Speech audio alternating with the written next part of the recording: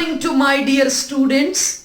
आज मैं प्लेन का नेक्स्ट और इंटरेस्टिंग टॉपिक स्टार्ट कर रही हूं, intercept form of equation of plane.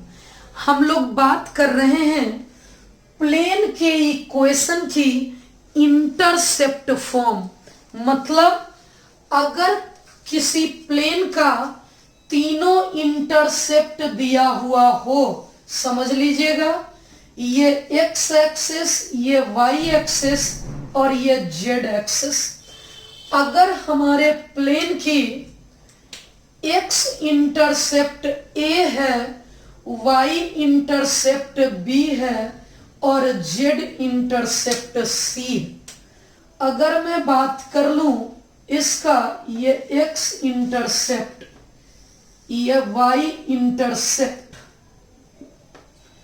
ये ए है एक्स इंटरसेप्ट, ये बी है वाई इंटरसेप्ट और ये सी है Z intercept.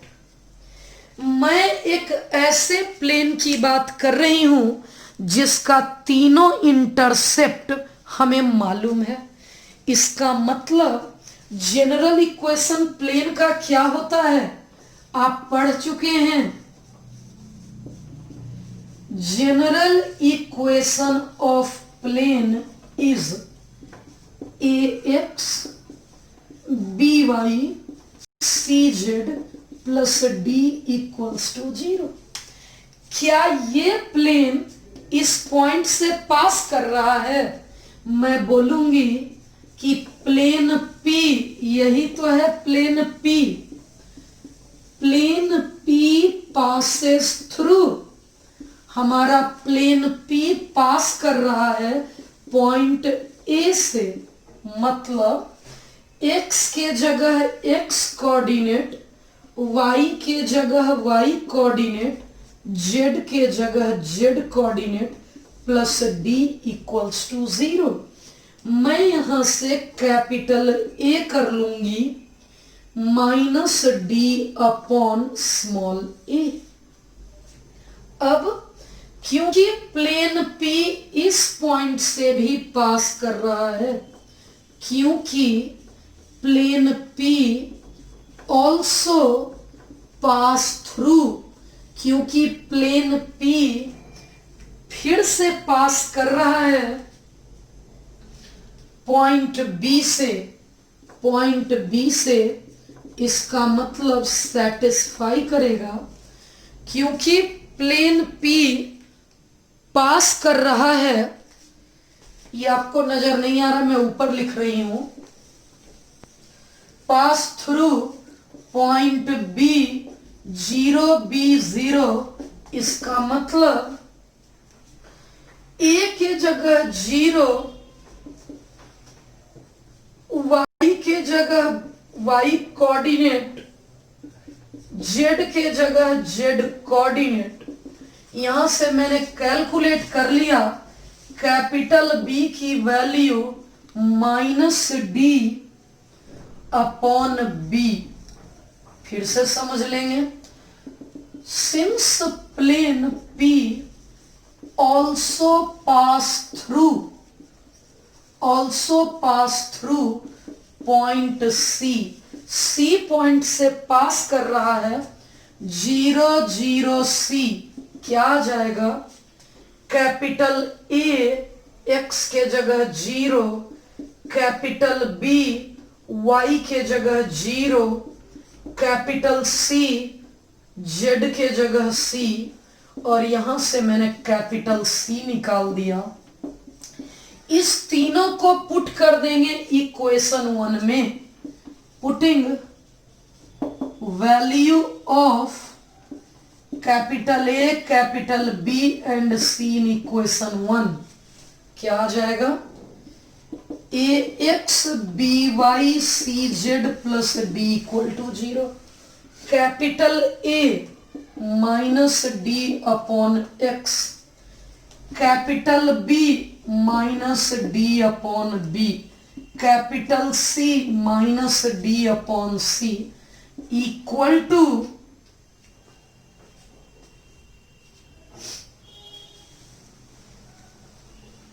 Equal to plus D equal to 0, minus D मैंने कॉमन लिया, x upon A y upon B z upon C, minus को मैं दूसरी तरफ भेज दी और अल्टीमेटली मैंने लिख दिया है हमारे प्लेन की इक्वेशन। यही तो आ गई और यही है हमारे प्लेन की equation. This is the equation of the plane. यही है हमारे प्लेन की इक्वेशन। ये हमारे प्लेन की इक्वेशन है जिसमें मैंने लिखा है x upon X intercept plus y upon y intercept plus z upon z intercept equals to 1। मैंने कहा कि जब कभी तीनों इंटरसेप्ट मालूम हो हम लोग प्लेन की इक्वेशन इसी प्रकार से लिखते हैं। एक छोटे छोटे 3 क्वेश्चन लूंगी मैं, उसके बाद 4 मार्क्स के 2 क्वेश्चन लूंगी, समझिएगा। लिखा है find the vector equation of the plane with intercepts, ये तीनों। इसका मतलब गिवन क्या है? हमारा गिवन है एक्स इंटरसेप्ट जिसे ए बोलते हैं, वाई इंटरसेप्ट जिसे बी बोलते हैं, जेड इंटरसेप्ट जिसे सी बोलते हैं। हमें x मालूम हो गया, y मालूम हो गया, z मालूम हो गया। अब प्लेन की इक्वेशन क्या होती है? हमारे प्लेन की equation x upon A y upon B z upon C equals to 1। अब a मतलब x इंटरसेप्ट, b मतलब y इंटरसेप्ट, c मतलब z इंटरसेप्ट। 2 3 माइनस 4 का एलसीएम 12, 3 4 जा, 4 3 जा, 2 6 जा, cross multiplication 4x minus 3y 6z equals to 2. This will be our perfect answer। लेकिन question में बोला है वेक्टर इक्वेशन, ये तो मेरा कार्टेशियन इक्वेशन है। मैं लिखूंगी रिक्वायर्ड वेक्टर इक्वेशन। हमारी रिक्वायर्ड वेक्टर इक्वेशन यहीं से vector r dot 4i cap 3j cap 6k cap equal to 12। अभी 1 मार्क के क्वेश्चन और करेंगे हम लोग। 1 मार्क क्वेश्चन है यहां। क्या क्वेश्चन है? Right the intercept cut off by the plane on x axis. जैसे इक्वेशन ऑफ प्लेन हमारा 2xy माइनस जेड है, जबकि standard equation of plane in intercept form क्या होता है? इंटरसेप्ट फॉर्म में प्लेन की equation x upon A y upon b, x upon A y upon b plus z upon C equals to 1 है। समझिएगा, यहां समझिएगा, ये 5 है, यहां 1 कब होगा, कैसे होगा? तो यहां 1 होने के लिए यहां 5, इससे कंपैरिजन करना है। ये अपॉन 5, ये अपॉन 5 हो गया। अब x का कोएफिशिएंट फ्री करना है, और यहाँ ऐसा हो गया, x upon x intercept compare करने से पता चल गया x इंटरसेप्ट a की वैल्यू 5/2 है। अगर पूछा क्या है, right the intercept cut off by plane on x axis, क्योंकि x एक्सिस पर पूछा है इसलिए मैंने x इंटरसेप्ट निकाला है जिसकी वैल्यू 5/2। ये क्वेश्चन बहुत इंपॉर्टेंट क्वेश्चन है और ये 4 मार्क्स में पूछा है। इंटरसेप्ट का कॉन्सेप्ट छोटा ही है। इसके बाद मैं 2 ही क्वेश्चन और करवाऊंगी, एक 6 मार्क्स का और एक 1 मार्क का। फिनिश हो जाएगा इंटरसेप्ट फॉर्म, समझिएगा। धीरे धीरे इसको बताती हूं क्या लिखा है। Prove that if a plane, अगर कोई प्लेन जिसका इंटरसेप्ट ये हो और ये ओरिजिन से p यूनिट की दूरी पर हो। मैं समझाती हूं। इक्वेशन ऑफ प्लेन हैविंग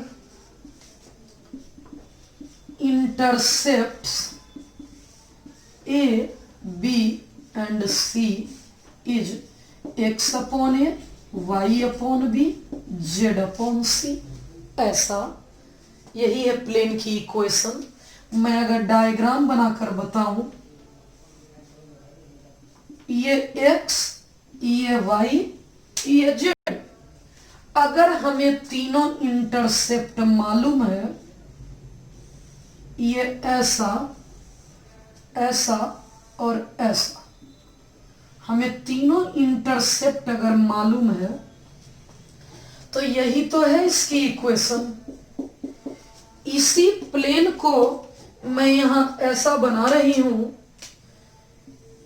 इसी प्लेन को मैंने ऐसा बनाया जिसकी इक्वेशन लिखी हुई है x upon A, y upon B, z upon c -1 equal to 0।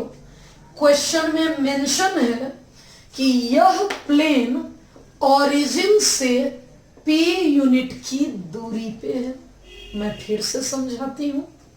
यह प्लेन ओरिजिन से, यह प्लेन ओरिजिन से p यूनिट की दूरी पे है।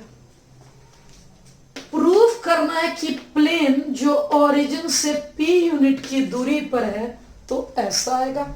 तो आपको मैंने फॉर्मूले पढ़ाए थे, कॉन्सेप्ट पढ़ाया था, पॉइंट का प्लेन से दूरी, इस पॉइंट का इस प्लेन से दूरी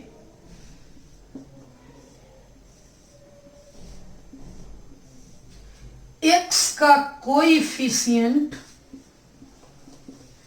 y का कोएफिशिएंट, z का कोएफिशिएंट, x के जगह 0, y के जगह 0, z के जगह 0 हो गया। अब मैं क्या करने जा रही हूं? अभी मैं फिलहाल स्क्वायरिंग बोथ साइड्स कर रही हूं। मैं दोनों तरफ स्क्वायर कर रही हूं। मैंने इस p का स्क्वायर किया, -1 का स्क्वायर ये हुआ, इस रूट अंडर का स्क्वायर ये हुआ। और अगर मैं क्रॉस मल्टीप्लिकेशन करूंगी, मुझे लाना क्या है वो तो नजर आ रहा है, मुझे जो लाना है वो नजर आ रहा है। या दोनों तरफ रेसिप्रोकल ले लेते हैं। अगर मैं दोनों तरफ रेसिप्रोकल ले लूं तो इतना अपॉन 1 आ जाएगा और इसका रेसिप्रोकल ये आ जाएगा। यही तो हमें प्रूव करना था। देख लीजिए, ये 4 मार्क्स का क्वेश्चन है। हमें प्रूव करना था इतना प्लस इतना प्लस इतना बराबर ये, हमारा आ चुका। इतना प्लस इतना प्लस इतना बराबर ये। इसी कॉन्सेप्ट पर मैं और बेहतरीन एक क्वेश्चन करवाती हूं जो 6 मार्क्स में पूछा जाता है।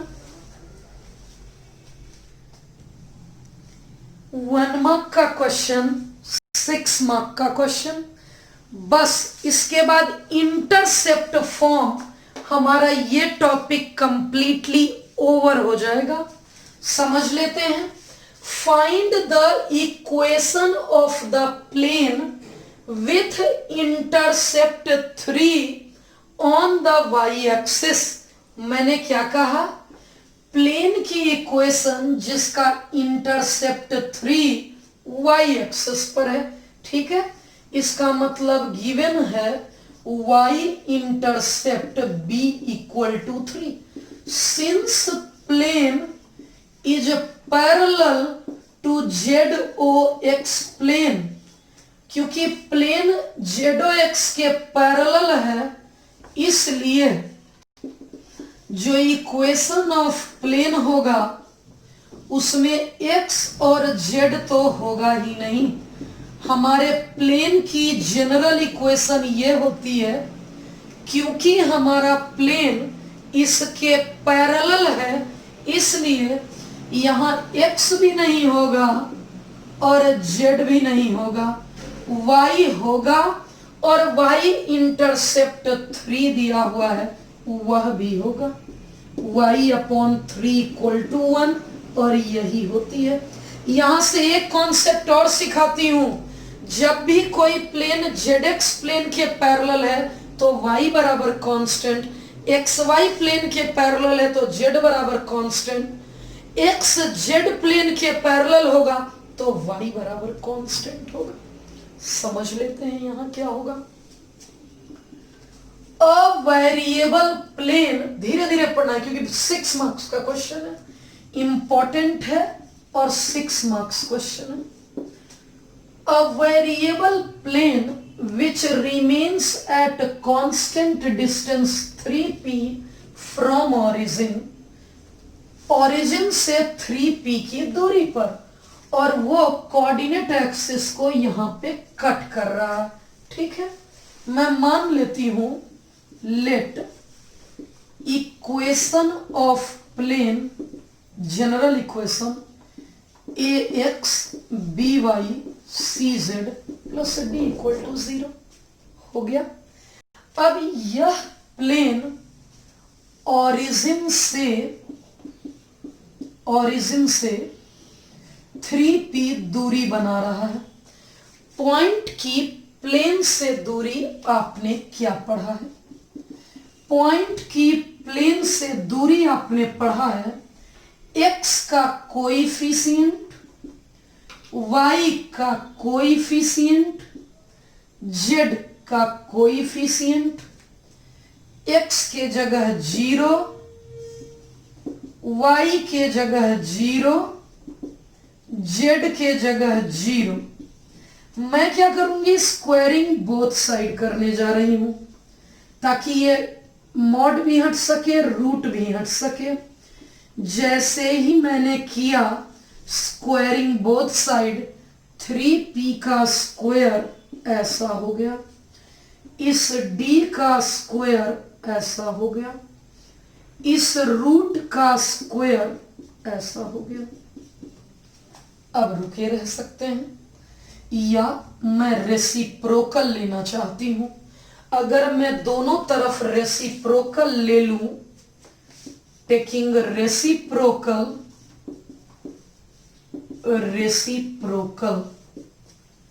इसके इस तरफ ये आ गया ऐसा, और इसके इस तरफ आ गया ऐसा। अब इक्वेशन 1 मान लेती हूं, फिर पढ़ते हैं आगे। प्लेन जो कांस्टेंट डिस्टेंस 3p ओरिजिन से बना रहा था वह तीनों एक्सिस को ए बी सी पर कट करेगा। ठीक है, मैं मान लेती हूं यही प्लेन है, ये रहा प्लेन। इस प्लेन में ये एक्स एक्सिस को ए बी और सी पर कट कर रहा है, इस प्लेन की इक्वेशन लिखी हुई है A x B Y C Z plus D equal to 0। अब पॉइंट ए का कोऑर्डिनेट चाहिए मुझे। Since above plane cuts x axis at a, x axis का कोई पॉइंट मान लेते हैं, y एक्सिस का कोई पॉइंट मान लेते हैं और z एक्सिस का कोई पॉइंट मान लेते हैं जो कि 0 0 c है। 0 0 c। अगर यह प्लेन x एक्सिस को पॉइंट a पर कट किया, इसका मतलब x के जगह a 0 0 और d, इसमें स्मॉल a की वैल्यू आ गई -d/a। Similarly since plane P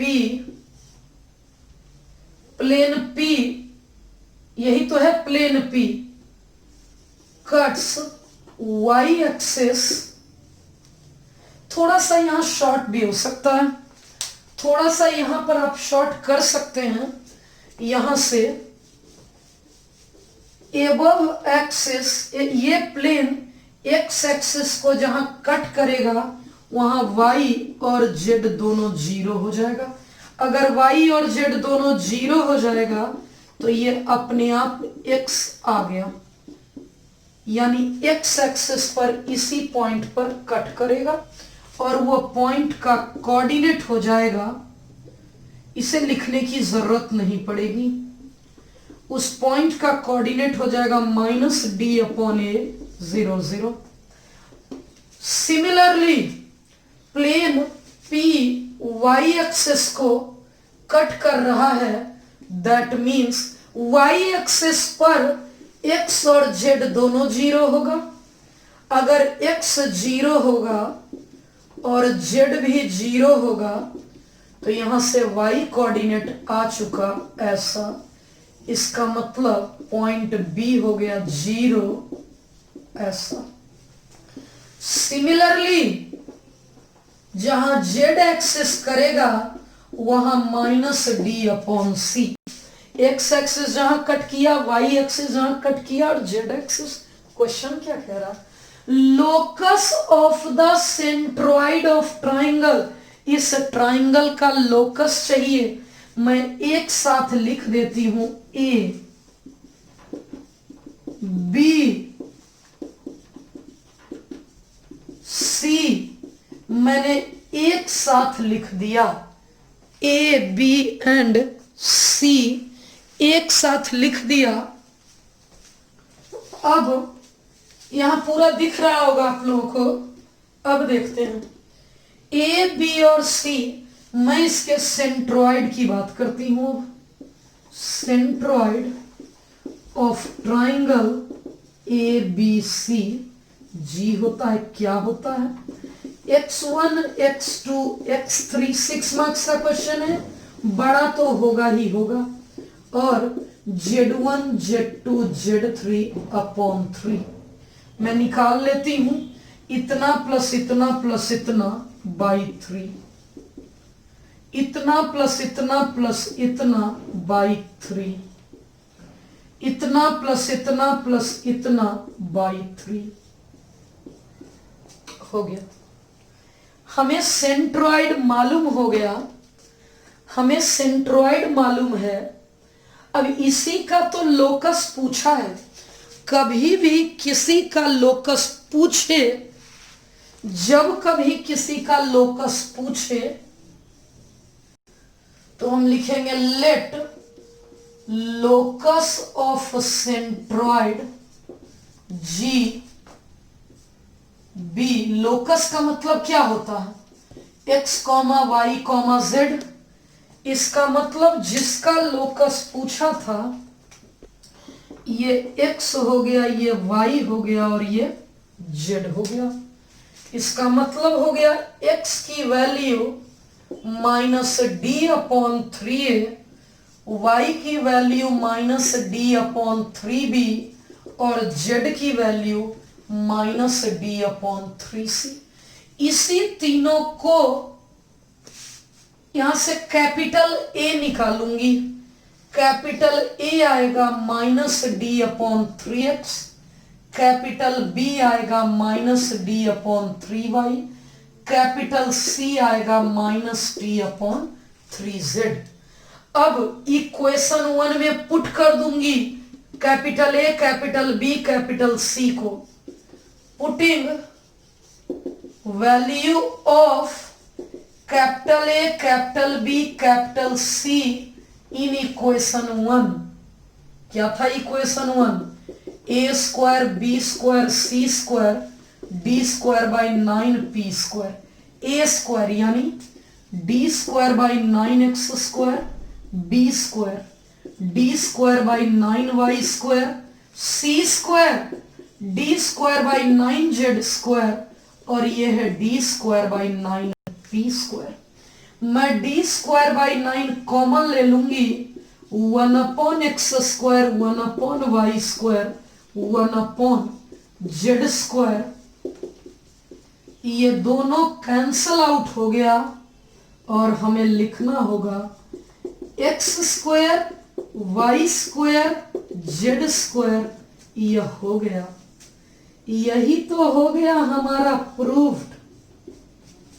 यही तो हमें लाना था, 1/x square, 1/y square, 1/z square equals to 1/p square. Dear student, ये बड़ा क्वेश्चन था।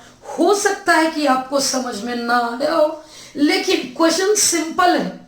अगर आप बच्चों का बोर्ड स्टेट बोर्ड है तो इस क्वेश्चन को आप इग्नोर भी कर सकते हैं, क्योंकि स्टेट बोर्ड अब 5 मार्क्स का क्वेश्चन पूछती है और ये क्वेश्चन सीबीएसई बोर्ड का पूछा हुआ है।